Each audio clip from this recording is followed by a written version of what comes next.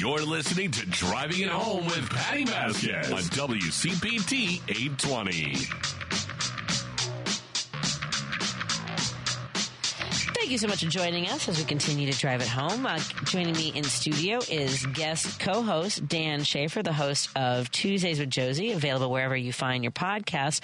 And joining us on the line is author Barbara F. Walter, who is a political scientist, author, and professor of international affairs at the School of Global Policy and Strategy at the University of California, San Diego. And her book, How Civil War Started, is required reading for anyone invested in preserving our 246-year experiment in self-government. How are you doing this evening, Barbara? I am great. It's great to be in Chicagoland. I went to school there. Oh, you did? Where'd you go to school? I am a U Chicago grad. Hey, I'm sorry, Dan, I didn't have your mic on. Yeah, it's very cool. I currently have a maroon in college there. That's such a weird way to put it. My son Griffin is in his junior year at U Chicago. Yeah, it's quite a place. It's intense. It's rich. There's no place like it. I'm really proud of him. He's getting his degree in history. So he's been very, sort of politically minded for a long time, ever since he saw Sarah Palin shoot coyotes out of her helicopter. He was 5 years old. So tell us a little bit about the genesis of this book and what you want to keep people mindful of. And I kind of have some thoughts about where we are since the election turned out the way it did. But first, tell us about what inspired you to write this book. Well, there's a story there, so interrupt me if it gets too boring, but it's a pretty interesting story. So I had been studying civil wars for almost 30 years, and I traveled to a lot of conflict places, and then in 2017, I was invited to serve on a task force run by the U.S. government called the Political Instability Task Force. And it's been around since 1994. One of their goals is to come up with a model, that would help the U.S. government predict what countries around the world were likely to experience political instability and political violence in the next 2 years. And the task force was made up of two types of people.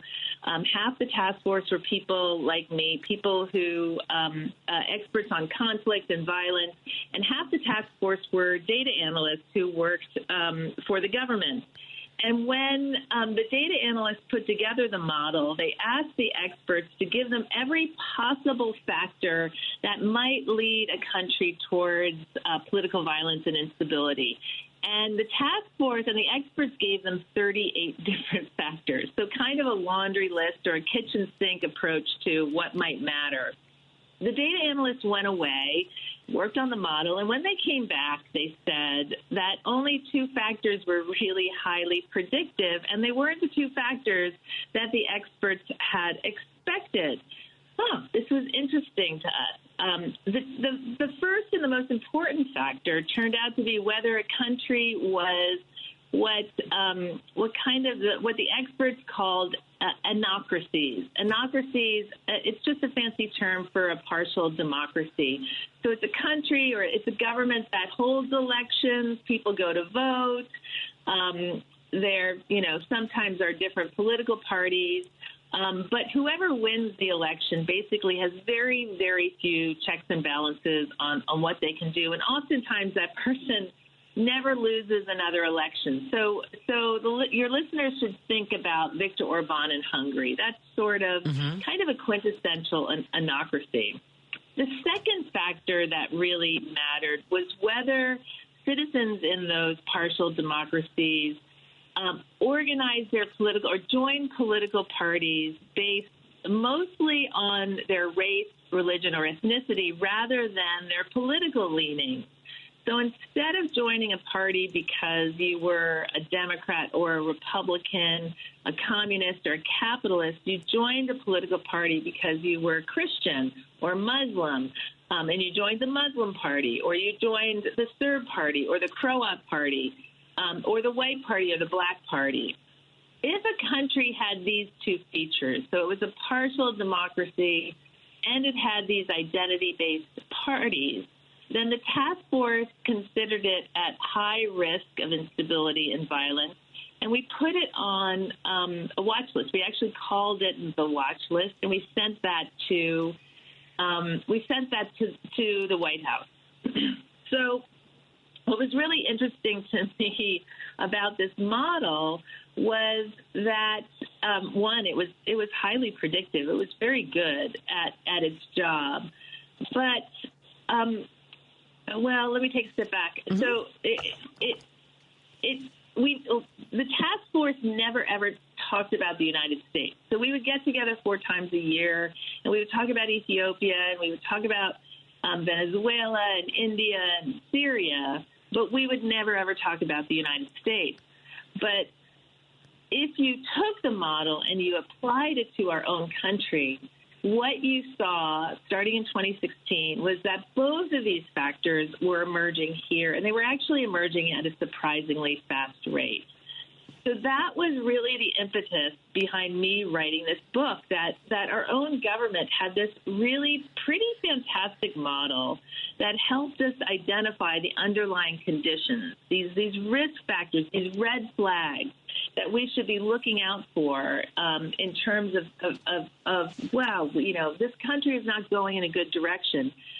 But it hadn't been applied to the United States. So what my book does is basically do that. And when you mentioned Turkey and Orbán, because I think about the way, he, and this came up during the campaign. I think J.D. Vance pointed to him as sort of and several Republicans in the MAGA cult pointed to Orbán as, and he was actually at Mar-a-Lago. They hold him up as an ideal, somebody who has taken over the way people are educated, has taken over the way people receive their information. I'm sure there's a lot of other ways they're manipulated. Are those some of the elements, some of the red flags that you're talking about? Yeah. So one of the things that's really interesting is that in the 20th century, the way democracies died was usually through military coups. The military, who obviously in most countries is quite powerful, they decide, well, we don't want to have civilians telling us what to do. We're just going to take power ourselves. And so they'd have a coup and they put themselves in power. The 21st century is quite different. And Viktor Orbán has kind of written the playbook of how you can do a non-military, non-violent, and legal coup in democracies where you get yourself elected. Oftentimes these individuals who we'll call them strongmen, individuals who run for election in democracies are often quite popular. They win elections, and then once they get in power, they slowly and systematically begin to unravel the guardrails of democracy. And before citizens know it, suddenly they're like, oh, geez, we've lost a fair amount of rights. And we've lost some freedoms. And, geez, the press isn't free anymore. And opposition leaders keep disappearing. And the judicial system has been weaponized. And by the time citizens realize, they often don't have the power to reverse it. And Trump clearly has been enamored with Viktor Orbán. He has met with him. We suspect that he's kind of, talking about various things having to do with power and democracy. And some of the things that Trump has said he's going to do when he comes into the White House are kind of straight out of Orbán's playbook. So, Barbara, so it's what you're explaining is kind of like the frog in the slowly boiling pot, right? And when you realize that the temperature has gotten to the extent that it has, but we just heard news about South Korea, right, where the president declared martial law, and that's not a slight boiling of the pot. That's we're literally just doing that, and that clearly backfired. How are you seeing? Because I will say that I view Donald Trump as a fascist, allegedly. I have to use the words. Why are you worried about legal ramifications? I don't want you to lose your license. That's not fun. But I would say that that I view that, but what I'm viewing is a constant progression toward people adopting fascist ideals. which is what we were talking about with Orbán, and it's happening over and over. So how do we stop it? That's my question. Because I would like to not be in a fascist society. Yeah. Well, like many things, when they're sold to the public, and this could be, we saw this with social media in its early days. We're seeing it with AI now. When changes are sold to the public, the public is only told about the potential benefits, and the benefits are usually presented as really, really big. So strong men like Orbán and Bolsonaro in Brazil and Modi in India and Duterte in the Philippines and now Trump here in the United States, they sell the need for a strong man as a positive.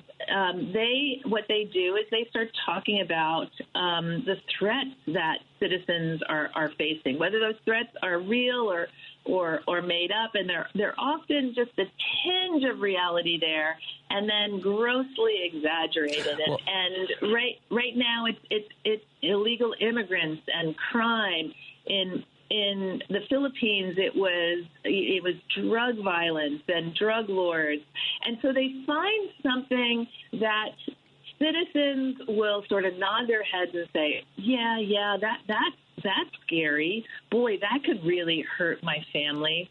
And then the strong man promises to fix it and to make them safe and to protect them.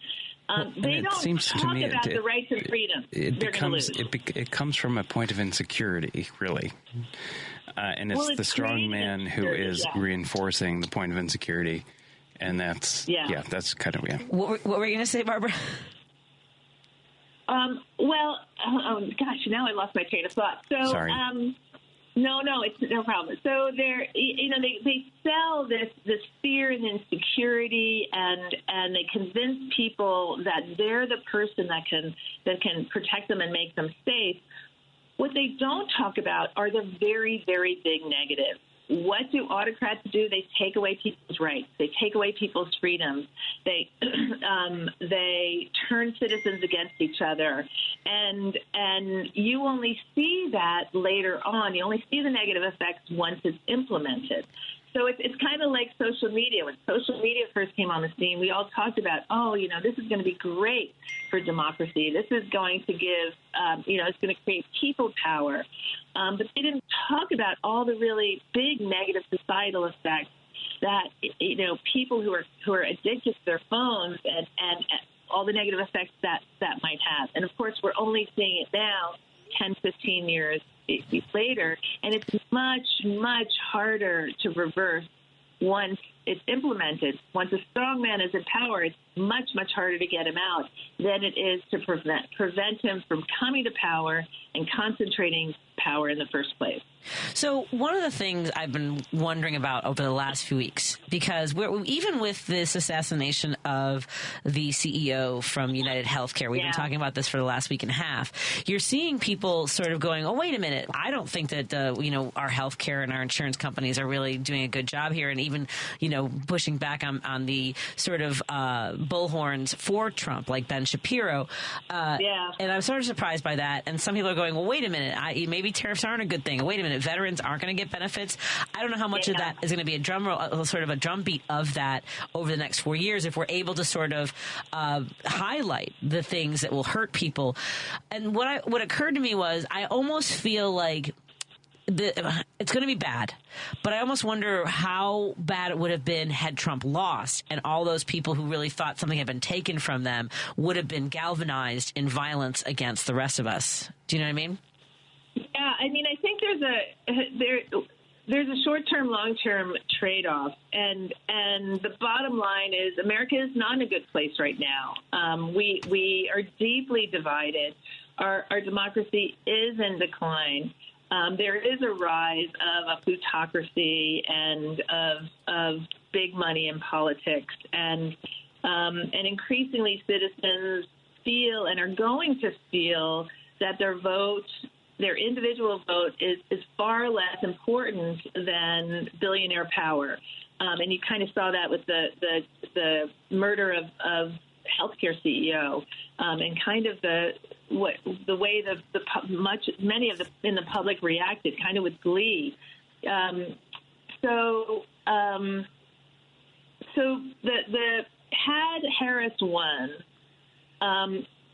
we know from the data and by looking at other democracies that are in a similar situation to the United States, weak democracy, identity-based parties, that post-election violence is relatively common.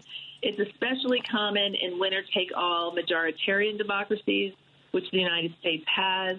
It's particularly common when one party is in decline demographically, which, if you look at the base of the Republican Party, which is white Americans, demographically they're the slowest growing group in the United States. And it's particularly common if that party believes that the election was stolen and it was the second consecutive election they had lost. Yep. So back in July, when I was looking at what's going to happen in November, my prediction was that if Harris won, in the short term, we would likely see some of the more extreme elements of the MAGA base protesting, potentially rioting, and maybe some of the militias turning to violence. Yep. That's the short term. Yeah. And what do you think in the long term with now Trump in office? I guess the better question is, what are some of the things that you feel or believe, and from your expertise, we need to be doing to be vigilant, because they ain't going to do it for us. Yeah. Well, I like to go back to the model, because the model's pretty damn good. And so what I look at, okay, what's going to happen with America's democracy? Strong, healthy democracies experience very, very little political violence and political instability. Think about Denmark and Switzerland and Canada. That's where you want to be. Mm-hmm. The United States' democracy is in a tenuous position. It is no stronger today than it was on January 6, 2021, and it's no stronger today because not a single democratic reform has been instituted since then. So right now, our democracy is kind of at the whim of whoever is in the White House. And if that person believes in democracy and honors democracy, then, democracy continues. But if we have somebody who doesn't believe in democracy and wants to unravel it, our democracy is particularly vulnerable to that. So I would look Trump said he was going to purge the judicial system. He was going to go after DOD and put in high-ranking officers who were loyal to him and not to the Constitution. He said he's going to attack, or he's going to eliminate many of these checks and balances on presidential power. So that's what I would look at. Is he really going to do that? If he does attempt to do that, will senators and congressmen, especially Republican senators and congressmen who make up a majority of the legislative branch, which is the main check on presidential power, will they try to prevent this? They didn't in his first term. I suspect they won't do it in this term. I'd also look to see what happens with the parties, right? One of the bright spots of this last election was the Republican Party, which had become overwhelmingly white, suddenly was looking a little bit more like the American public. So you had more Latinos and a few more African Americans voting for Donald Trump.